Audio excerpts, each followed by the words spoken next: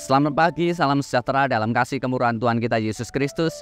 Allah yang kita sembah di dalam Tuhan kita Yesus Kristus adalah Allah yang setia dalam kehidupan kita. Allah yang senantiasa menopang, Allah yang senantiasa menolong dalam kehidupan kita. Pagi hari ini kita akan merenungkan satu kebenaran firman Tuhan yang terambil di dalam Matius pasal yang ke-5 ayat yang ke-3 berkata demikian.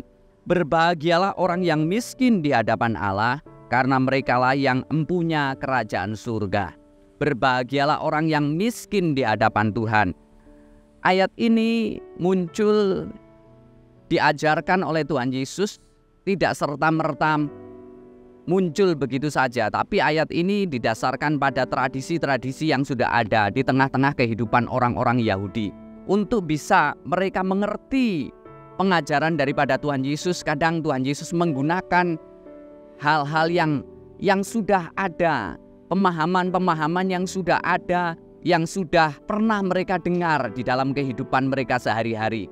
Dan pengajaran ini sebetulnya adalah pengajaran yang Tuhan Yesus ajarkan berdasarkan doa daripada orang-orang Yahudi ketika mereka hendak melayani Tuhan. Mereka merendahkan hati mereka di hadapan Tuhan, dan mereka merasa diri bahwa mereka tidak sanggup tanpa Tuhan.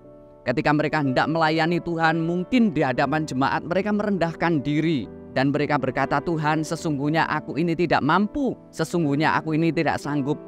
Maka saat itulah mereka merasa bahwa mereka mendapat kekuatan baru dalam diri mereka untuk bisa menyampaikan, melayani Tuhan dengan indah di hadapan Tuhan. Pun demikian dalam kehidupan kita sehari-hari. Mari kita miliki hati yang penuh dengan kerendahan di hadapan Tuhan. Karena seperti kita ketahui bersama bahwa kita tidak mungkin tahu dalam segala hal, tahu banyak dalam segala perkara. Tapi mari kita belajar merendahkan hati di hadapan Tuhan untuk senantiasa Tuhan menolong, memimpin perjalanan kehidupan kita. Karena kita mengerti bahwa perjalanan kehidupan kita di hadapan kita, perjalanan kehidupan di hadapan kita itu adalah misteri bagi kehidupan kita. Saat kita merendahkan hati, merendahkan diri untuk mau dipimpin oleh Tuhan, maka firman-Nya itu akan menjadi pelita dalam perjalanan kehidupan kita. Maka firman-Nya itu akan memimpin jalan kehidupan kita. Firman-Nya itu akan membenahi kehidupan kita. Seperti pemazmur berkata bahwa firman-Mu itu pelita bagi kakiku dan terang bagi jalanku. Di dalam Mazmur 119 ayat 105 itu mengajarkan demikian kepada kita. Saat kita punya kerendahan hati, maka hati kita mudah dibentuk. Pemikiran kita mudah dibimbing oleh Tuhan.